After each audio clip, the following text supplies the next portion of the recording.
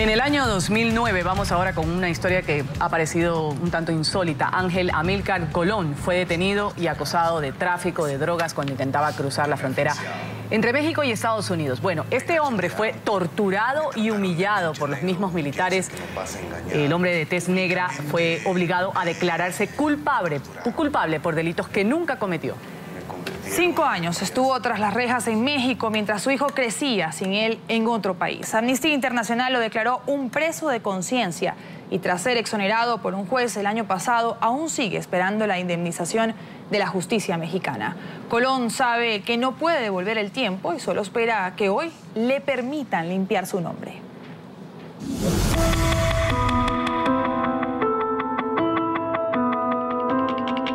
Simplemente la tortura es un reflejo del odio y destruye la vida, destruye a la persona.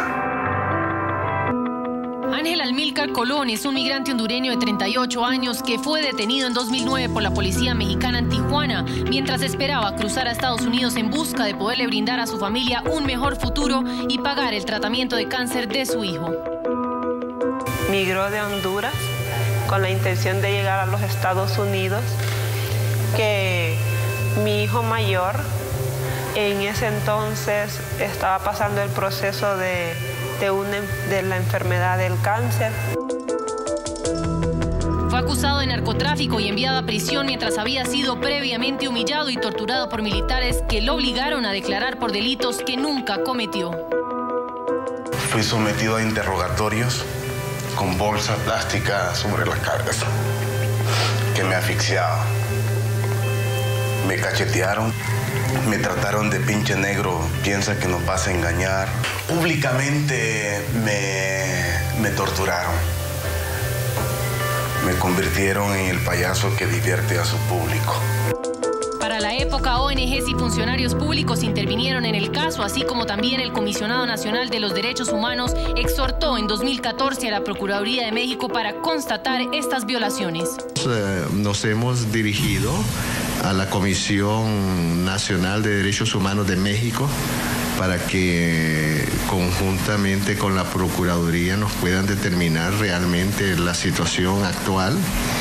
Tenemos convenios de cooperación firmados con la Comisión Nacional de México y sobre esa base, porque ambas instituciones velamos por el respeto de los derechos humanos. Es instar a otras instituciones y hacer gestiones para investigar la situación de esta persona y determinar si se le han violentado sus derechos. Tras más de 5 años de permanecer injustamente en prisión, Ángel Amílcar Colón fue finalmente liberado y exige hoy al gobierno mexicano indemnización, una tarea que no será nada fácil para el migrante hondureño, pero que asegura no perderá la fe ante la justicia.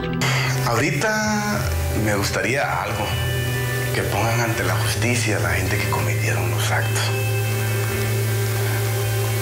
Mi mensaje para todos los hermanos que están siendo solidarios y que están en contra de este tema de la tortura y la discriminación es que no bajen la guardia. Es un nuevo horizonte lo que se está dando, pero me siento alegre con lo que está sucediendo y tengo fe de que todo va a terminar bien. Entre tanto, Ángel espera que el subsecretario de Derechos de la Secretaría de Gobernación de México, Roberto Campa, pueda darle una pronta solución a su demanda. A esta hora damos los buenos días y la bienvenida a la mañana a Perseo Quirós, director ejecutivo de Amnistía Internacional en México. Señor Quirós, muy buenos días y bienvenido a la mañana de NTN 24. Buenos días, gracias por la invitación. Señor Quirós, 5 años tras las rejas en el caso de Amílcar, maltratos y torturas, y al final un juez dice que es inocente. Él ahorita pide una indemnización y recuperar el tiempo, pero le pregunto, ¿cómo compensar estos daños que no solo lo han afectado a él, sino también a su familia? Mira, esta es una muy buena pregunta y en este sentido la Comisión y la Corte Interamericana de Derechos Humanos han establecido estándares de reparación del daño.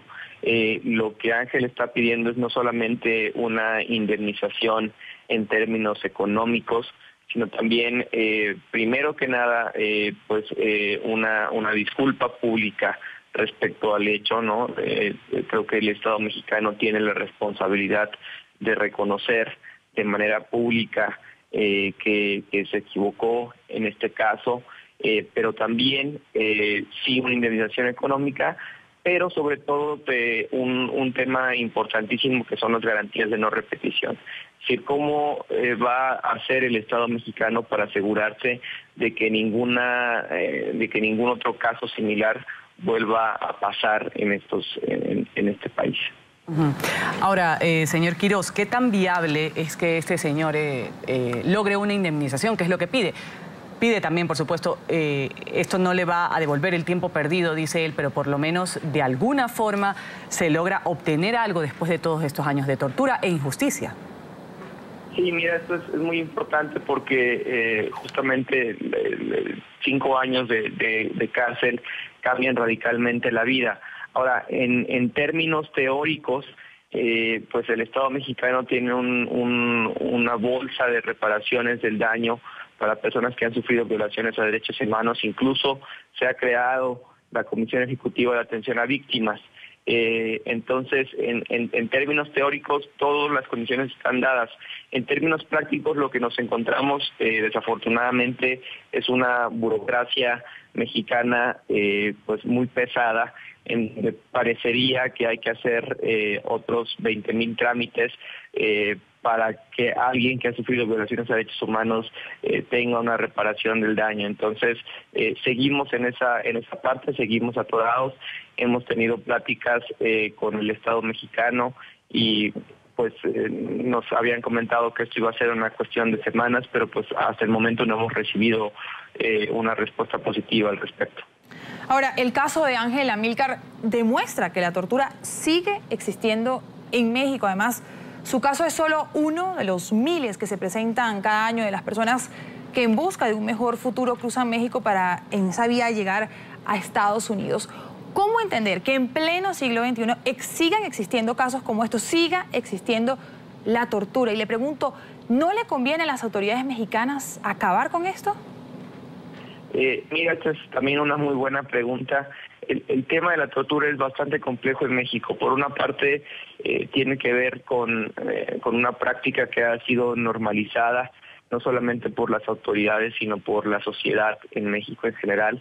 Y aquí te doy dos cifras, ¿no? El 64% de los mexicanos teme ser torturado, pero también el 30% de los mexicanos acepta la tortura como una práctica que es válida en alguna circunstancia. Eso te puedo hablar de que culturalmente la tortura es algo que está pues aceptado, normalizado entre la sociedad, pero al mismo tiempo hay un círculo de impunidad en donde la tortura no ha sido castigada, no ha sido combatida, y por eso es que se ha seguido reproduciendo a lo largo de todos estos años.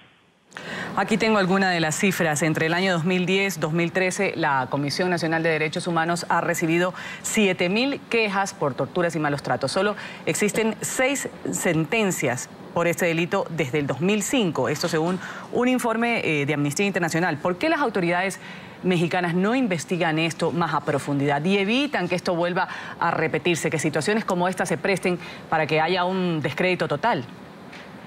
Mira, esto tiene que ver con el valor que se le otorgan a los derechos humanos en México, ¿no?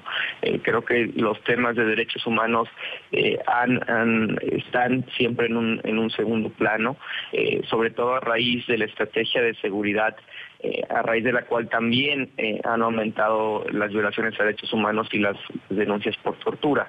Entonces, justamente creo que se piensa que hay una disyuntiva entre respetar derechos humanos y pugnar por seguridad, lo cual es absolutamente falso.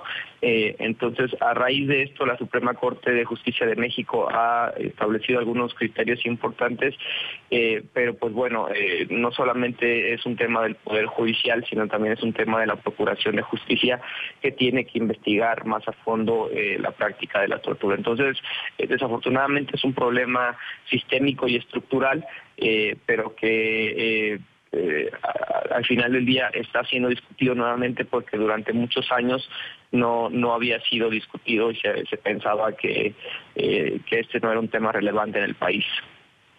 Agradecemos a Perseo Quiroz, director ejecutivo de Amnistía Internacional en México, por habernos acompañado en la mañana de NTN 24. Que tenga un feliz día. Gracias, igualmente.